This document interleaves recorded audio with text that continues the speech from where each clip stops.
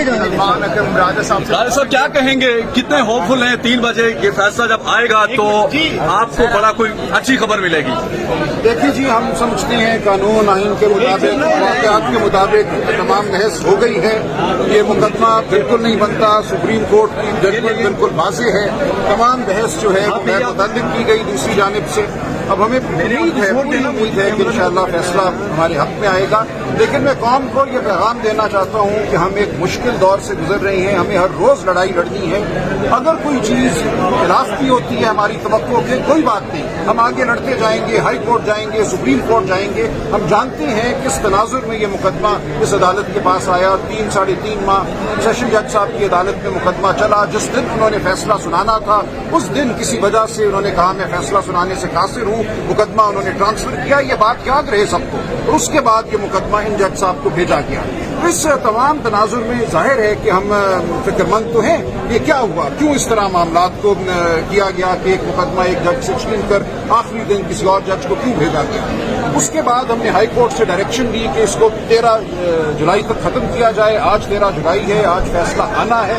مجھے امید ہے فیصلہ حق اور قانون کے مطابق ہوگا. کوئی یہاں فراڈ نہیں ہوا. یہ ایک ایسا مقدمہ ہے جس سے پاکستان کی ساکھ پوری دنیا میں متاثر ہوئی ہے. تمام دنیا میں یہ کہا جا رہا ہے کہ سیاست کو کہاں آپ گٹر میں لے گئے ہیں. ہماری سیاست کو اوپر اٹھنا ہے. ہم سیاست کو اوپر اٹھائیں گے آئین کے مطابق، قانون کے مطابق، بڑے مسئولین کے مطابق.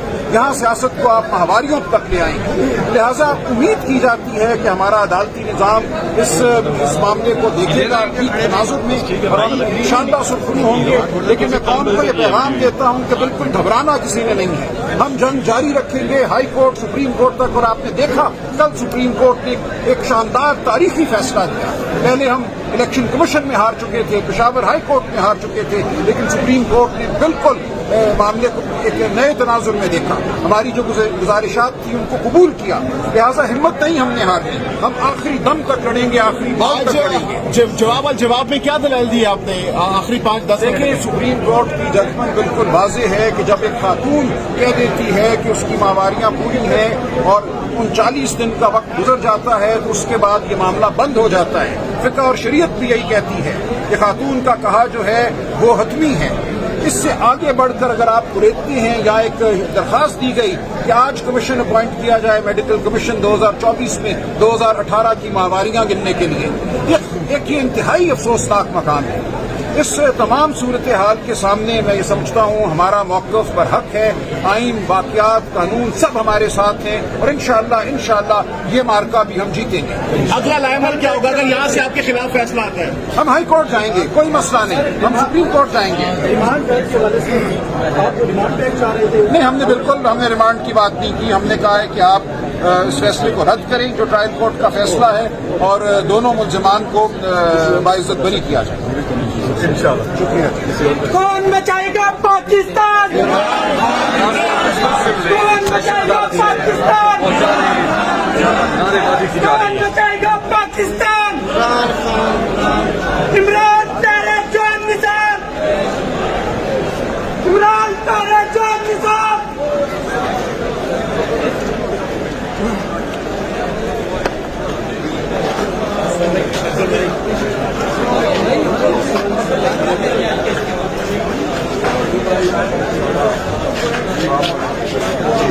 سلمان صاحب کیا ہے؟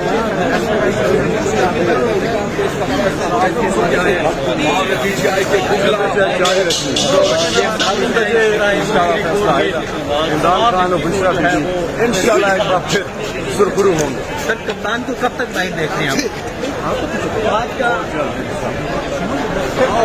انشاءاللہ اسلام آباد کا انشاءاللہ بڑا زبردست ابھی بات کرتا ہوں اس پہ.